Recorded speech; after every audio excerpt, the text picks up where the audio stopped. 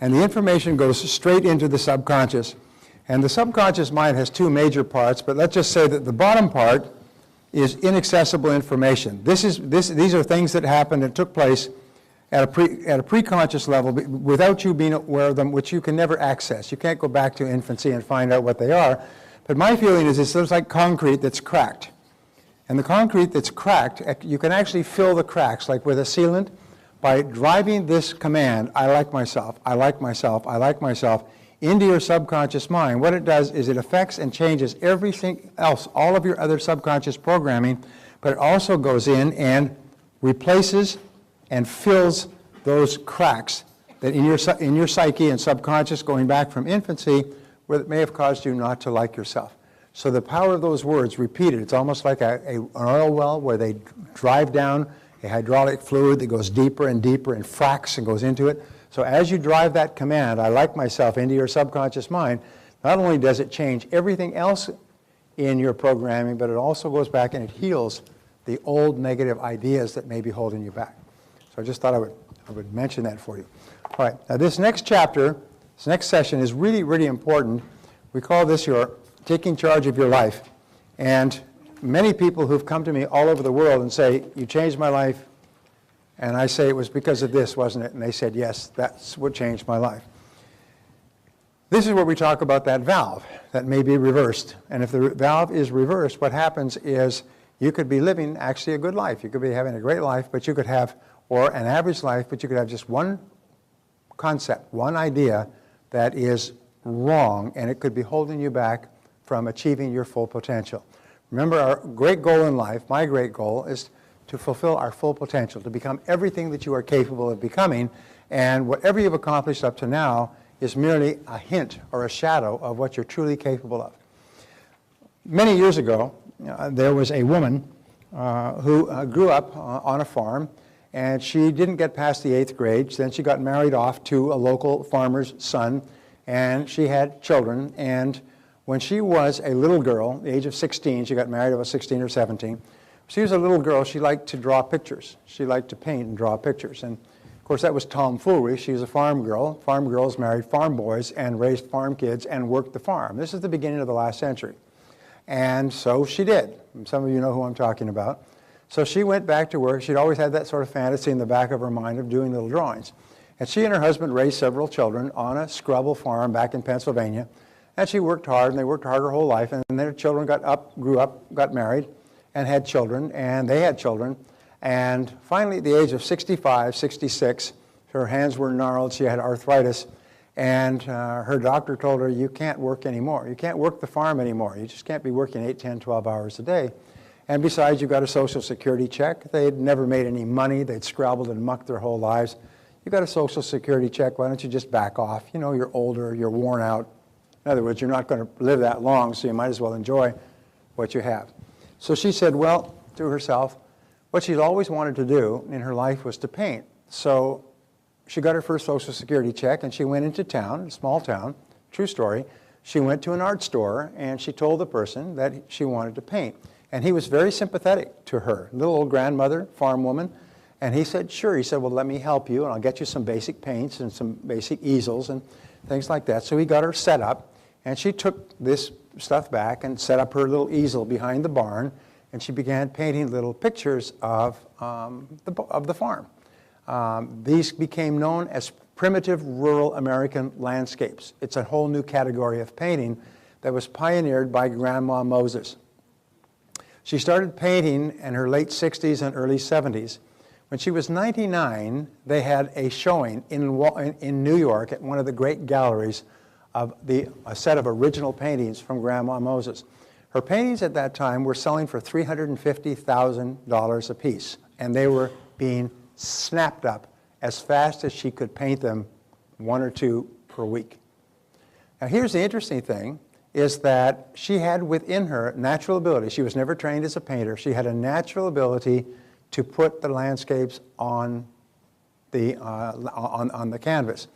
And when she began painting, she earned more for one painting than she and her husband had earned in a lifetime of working that Scrabble farm. One painting. And they said that if she had started painting at the age of 16, with her natural ability to paint, she would be in the same category of Michelangelo and Bottolini and some of the great, and Rembrandt and some of the great painters of the world. But at the very least, she would have been worth millions and millions of dollars. Been one of the wealthiest painters in the world because she had this natural ability. So why am I telling you that story? Well, it's the same story about the goat farmer who was on welfare. Sometimes deep within yourself, you have the ability to do something quite extraordinary. Emmett Fox called this your heart's desire. And he said your heart's desire calls to you.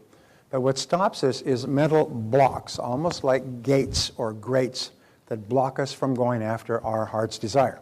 And so let's see if we can just get rid of those blocks so that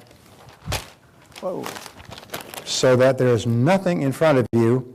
It's like a football player that catches a fumble and there's no players in front of them. It's a goal to go. And they just runs in an open field. So, taking charge of your life. One of the most important decisions you ever make is to move from child to adult. We're conditioned from infancy to see ourselves as children. With children, there's other people in charge of our life. They make our decisions for us. They tell us what to eat and when to eat. They tell us when to go and when to come. They buy our clothes for us. They take care of us and so on. So we are conditioned, if we're not careful, we're conditioned to see that we are provided for by people other than ourselves, and that we're told to go here and come there and go there and do this. We're conditioned to feel that we're supposed to be told what to do by big people, by other people. Most people never get over this. They never make them move from child to adult. And when they grow up, they think that somebody else should be taking care of them, a boss, an employer. Soon, and the worst of all is a government. The government should be providing for me. And I don't care how they provide. It doesn't matter what they do, but I think they should provide for me and take care of me. And so we remain children all our lives. Steinbeck wrote a story many years ago, which I was required to study in high school. It talks about a young man who now has to make a big decision. And she says, her friend says, but he's only a boy. She said, a boy becomes a man when a man is needed. I've seen boys 40 years old because a man was never needed. And it's the same thing. A woman becomes a woman when a woman is needed. And there are women 40 and 50 years old because a woman was never needed. They would continually look for someone else. So we say the slogan of the totally responsible person is, if it's to be, it's up to me. If it's to be, it's up to me. We do not look to other people as the solutions for our problems. And what we do is, Henry Ford said, never complain, never explain. In other words, if you're not happy with something, change it, but don't complain about it. Complaining is a sign of weakness, but it's also a sign of victimhood. A person who complains is saying, basically, I'm a victim. I'm a victim. Somebody was talking to the actor who plays Aaron in 24. I had lunch with him on Tuesday with Nathaniel Brandon. He was saying, and he's become a speaker as well, he's saying you can always tell when people have their lives out of control when they talk about what things that are being done to them. He did this to me. She did that to me. They did this to me. The company did this to me. He said they're always saying, I'm a victim. I'm weak. I'm little. I'm ineffectual. I'm a child. I'm a victim. I'm a victim. Please feel sorry for me. And what this does is that it guts your self-esteem. It just takes away all your motivation and all your self-confidence. So even the choice of words can be very bad. So we say there is a deep valley between maturity and immaturity called the valley of excuses. And this is one of my contributions. And we say that in life, you come to this valley, this canyon, and on this side is childhood and immaturity. And on this side is adulthood and maturity. And this is the canyon. And you come to this point, and you have to make a decision to take the big leap. But what most people do is they take the leap tentatively, and they try to cross the canyon of excuses. And this is the canyon of excuses. They try to cross it in 2 jumps. And they end up in the valley of excuses. And the valley of excuses is one of the greatest obstacles to success in adult life. We make excuses. I often say that the 80% of the population goes to someday I'll. Whenever they think of a change they want to make in their life, they go to someday I'll. Someday I'll do that, and someday I'll write that down, and someday I'll buy that book, and someday I'll upgrade my skills and lose weight and get out of debt, and someday I'll change my lousy relationship, and so on. And then they end up in the valley of excuses. So your job as a fully functioning adult, when you reach here, is to make a leap to the other side. And once you made a leap to the other side, there's no going back. And this leap of accepting total responsibility for your life is scary. And that's why most people don't do it. It's also exhilarating because it liberates you to say, I am in charge of my own life. It's me that's in charge. So your job is to leap over the valley of excuses, accept total responsibility for your life, and never go back. And never go back. So we say that, we say, yeah, I hope I'm not getting ahead of myself. The disease excusitis, which is an inflammation of the excuse-making gland, is invariably fatal to success. The reason that people don't succeed is because they have excuses. You cannot imagine a leader weeping, whining, crying, and making excuses. As Mark Twain said, there are 1,000 excuses for failure, but never a good reason. So one of the things we do is there's no more excuses. Either do it or don't do it. Get in or get out, but I don't make excuses. And so we say number 6, acceptance of responsibility is not optional, it is mandatory. I mentioned this before, but I cannot be too emphatic, is that you can only give away control. You cannot give away responsibility. You remain responsible for yourself for your entire adult life.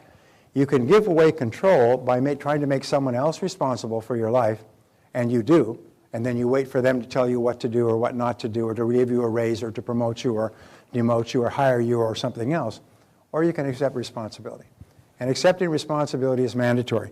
You cannot go any further. You are literally blocked in place, almost like there's a wall in front of you, until you accept responsibility and make the leap and never make another excuse. So we say that the word responsibility can be broken down into 2 words, response and ability. It is your ability to respond. The challenge response theory of history is a fascinating part of history that I came across in studying the work of Gunnar Myrdal, who got an Academy Award for his work. He said that every civilization in history, I better put this down, I don't want to push that button. All right, he said every civilization in history began with a small tribe sometimes as small as 3.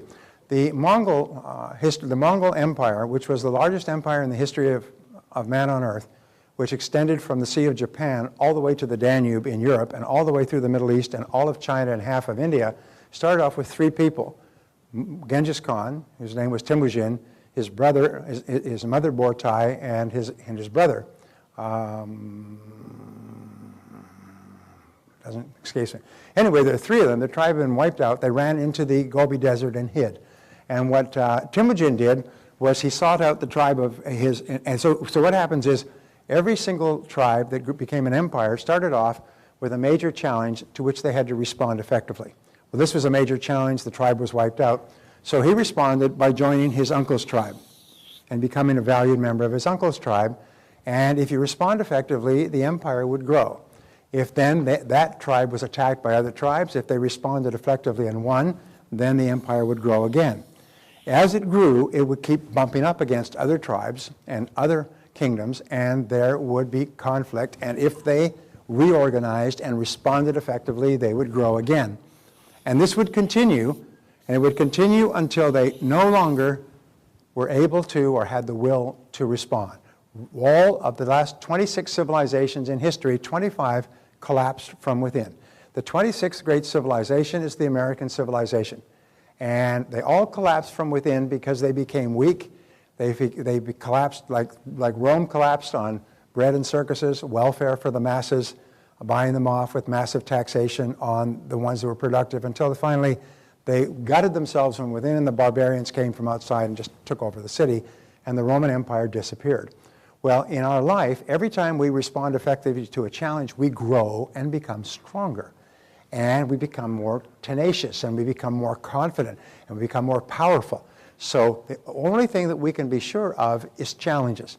Your life will be one series of challenges after another. They will never stop. They will come like the waves from the ocean, problem after problem after problem. The only question is, can we respond effectively? And if you do, you continue to grow.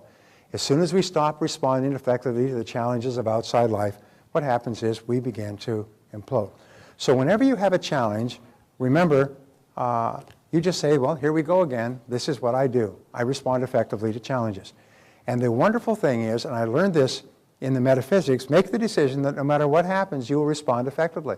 And pre-program yourself, so no matter what happens, I respond effectively. No matter what problem I have in life, I take charge of it, I accept responsibility, and I respond effectively. If you make that decision in advance, then when the problem occurs, it's almost like they push the automatic button, you're already set, and you respond effectively. You don't even have to think, what should I do in this situation? You just respond in an effective way. You don't get upset or angry or weep or cry or lash out at other people. What you do is you say, it's a problem, so we respond effectively. What do we do from here? Very, very important. This attitude is the attitude of the leader. So civilizations grow and decline to the degree to which they meet challenges and respond effectively, just as individuals grow or decline to the degree to which they meet challenges effectively. So there are three areas of life where responsibility is essential. First of all is the political area. The more you vote for politicians to do things for you, the more you give politicians control. And unfortunately, every civilization in history has elected politicians who promise to rob from Peter to give the money to Paul. And as they say, when someone promises to rob Peter and pay Paul, they will always have the support of Paul. Okay? And basically, this is modern politics in the Western world today. Japan has almost collapsed on this. Most of the other Western countries are in a state of bankruptcy or collapse because the politicians are too weak not to give people what they want, which is free money. So whenever you vote for somebody who promises to give free money to other groups, remember, they're going to get it from you. And what happens is the less money you have, the less power you have over your own life. The second area has to do with the economic world. The economic world is where you become an economic adult. As an economic adult, you take charge of your own career. You make your own career decisions. You don't hope that somebody else will give you a job and a place to sit and tell you what to do and what not to do. You see yourself as self-employed. You see yourself as in charge of your own personal career. I write on this on a regular basis. I do books and articles on it because there's so many people going through unemployment. And what they do is they go hat in hand and they say, please hire me. Please give me a place out of the cold. Please give me money for something, please. And instead of taking charge of their lives, they look upon someone out there who's supposed to be responsible for them. And this just makes you a child. And you switch the childhood focus from your parents to your boss, and your boss becomes your new parent. And the third area is health and wellness. As many of us do not take good care of our bodies, we expect the doctor to take care of us once we become sick. If there were no doctors, or if you were in a place where doctors were very hard to come by, you'd probably take much better care of your health. But responsibility, taking charge of your life, is very important because there's a direct link between responsibility and self-esteem. Is the more responsibility you accept, the more you like yourself and the more powerful you feel. The more you blame your problems on other people, the weaker you feel and the less you like yourself. The two go down in tandem. High responsibility, high self-esteem. Low responsibility, low self-esteem. Low self-confidence, low potential for realizing all that's possible for you. So we say the important key is this. You are always free to choose the quality of your emotional life. You're always free to choose the quality of your emotional life, your physical life, and your financial life. Now this is quite a remarkable thing. It's your choice. Barbara and I realized this many years ago. Our daughter, Christina, confronted us and said, you know, she was under 13, 14, attractive, blonde, beautiful girl. Fathers have a sort of a soft spot for their daughters because fathers spend the first half of their lifetimes trying to get other people's daughters to do what we try to talk our daughters out of doing for the second half of our lifetime. And so we know that boys are no damn good. And so we're trying to protect Christina. And she sat us down and she lectured to us like we had been brought home from the home and we were just being lectured to as not very intelligent adults. She said, look, you can't watch me all the time. So I was setting up all these boundaries and markers and do this and you must call me here and everything else. You can't watch me all the time. I'm going to make my own decisions. You just have to trust that you've raised me well enough so that I'll make good decisions for myself. And Barbara and I realized that she was right. And we said, okay, from now on, you make your own decisions, and whatever decisions you make, we'll support you 100%. And that's just become the mantra in our family. Whatever decisions you make, we support you 100%. And I have a little joke with my children. I say, I've never forced you to do anything, and I've never forbidden you to do anything. And they have to agree. I've never forced you, you must do this, and I've never forbidden you, you cannot do that. Unless, of course, they want to spend enormous amounts of my money, in which case we just have to have a longer conversation. But I've always encouraged them to make their own decisions. And I've not always agreed with their decisions, but I always back them 100%. And most of the decisions that they've made have turned out to be very good decisions. It's amazing how good their decisions are when they are responsible for making their own decisions. And wouldn't you agree with that? Would you agree? Okay. My son is here, and he told me not to call him out, so I won't mention. So I won't mention that he's here. I won't mention that my son is here. He could be sitting right next to you. You never know which one he is in this room. All right, so you're always free to choose the quality. You're always free to make your own decisions, and that's important. You mean I can make my own decisions? Yes, you can make your own decisions. When I was growing up, I was always told, do this, do that, do this, do that, and I hated it. And so in my family, everybody's encouraged to make their own decisions, and my deal is whatever decision you make, I back you 100%. And there's nothing more wonderful, I think, than for people to know that the important people in their lives back them 100%. Does that mean that you always make good decisions? No, but you always know that you're backed 100%. And you know that if it's your decision and it doesn't work out, they'll change that decision very fast. They will reverse themselves very quickly if it's their decision. So here's eliminating negative emotions. Now this graph, I've actually managed to get it mounted in PowerPoint so I don't have to write it out. Negative emotions, we say that this is responsible and this is irresponsible. And everybody is on a graph somewhere in between these two. You're either irresponsible is you see everybody else is responsible for your life, or you're totally responsible.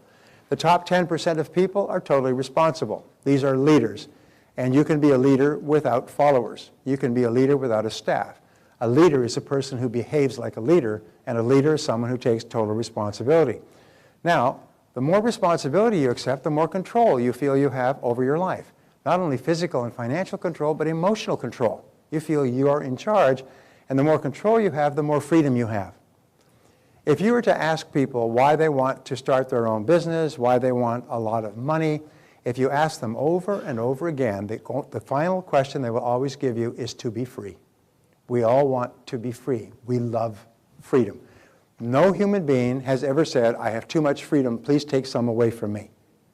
There are politicians who believe that members of the voting public have too much freedom, and they believe that they have been elected to take that freedom away by taxes and regulation. But there's never a person who says, I have too much freedom, please tax away my income, please regulate me and constrain my behavior so that I do things that you think are good for me. When you put it like that, nobody would ever say that. And yet, this is one of the great dilemmas of the day. So the more responsibility you accept, the more control you have. The more control you have, the greater freedom you have. And the greater freedom you have, the more positive emotions you have. So there's a direct one-to-one link between responsibility and control, freedom, and positive emotions. At the bottom end of the spectrum, irresponsibility leads to a lack of control, feeling out of control, a lack of freedom, you feel controlled by other people, and negative emotions. Now, I spent 4,000 hours and several years of my young life studying the concept of negative emotions. This is some of the most important work that has ever been done based on people all over the world, because the only thing that stands between you and a fabulous life are negative emotions, fear and negative emotions. If you have no negative emotions, since nature abhors a vacuum, what will your mind be filled with? If you have no negative emotions, the mind does not remain empty. What does it fill with? It fills with positive emotions of love and happiness and joy and exhilaration. So the great business of life is to eliminate negative emotions. And eliminating negative emotions is the key to unlocking the power of your subconscious and superconscious minds. So how do we do that? Well, I figured out how. And it works like a dam. So we say here, the negative emotion tree. Now this is my creation. The negative emotion tree is something that I designed. And in the negative emotion tree, what you have, let's say this is the negative emotion tree that you have here, and then you have the trunk, and then you have the root system. And here's the ground, all right? Now in the negative emotion tree grow the fruits of the negative emotion tree, which are anger and fear and doubt And then there is jealousy, the green-eyed monster. Then there's envy. Do you know that envy is the primary motivating force of most modern politics? Is those who have less envy those who have more, and vote for people who promise to take it away from them. And then her twin sister, resentment. Oh, envy and resentment go around together, arm in arm. And then there's self-doubt, and there's all kinds of